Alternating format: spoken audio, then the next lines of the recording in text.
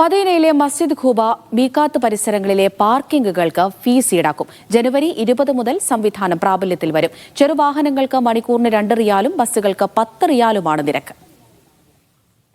മദീനയിലെ പ്രധാന തീർത്ഥാടന കേന്ദ്രങ്ങളായ മസ്ജിദുൽ ഖുബ, ദുൽ ഹുലൈഫ, മീഖാത്ത് മസ്ജിദുകളുടെ നവീകരണ വികസന പ്രവൃത്തികൾ പൂർത്തിയായി.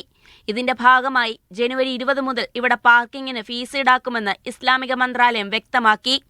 ചെറുവാഹനങ്ങൾക്ക് 2 റിയാലും ബസ്സുകൾക്ക് 10 റിയാലുമാണ് നിരക്ക്. ആദ്യ 15 മിനിറ്റ് സൗജന്യമായിരിക്കും. പദ്ധതിയുടെ ഭാഗമായി സ്മാർട്ട് ഗേറ്റുകൾ സ്ഥാപിച്ചു. ഇരു മസ്ജിദുകളിലും വലിയ വികസന പ്രവർത്തനങ്ങളാണ് പൂർത്തിയാക്കിയത്. എയർ കണ്ടീഷനുകൾ, കുടിവെള്ള സൗകര്യങ്ങൾ, വിശാലമായ പ്രാർത്ഥനാ സൗകര്യങ്ങൾ തുടങ്ങി നിരവധി വികസന പ്രവർത്തികൾ പൂർത്തീകരിച്ചു. മദീന വികസന അതോറിറ്റിയാണ് ഖുബ മസ്ജിദ് അറ്റകുറ്റപ്പണികളുടെയും മറ്റും പ്രവർത്തനങ്ങളുടെയും ചുമതല വഹിച്ചത്.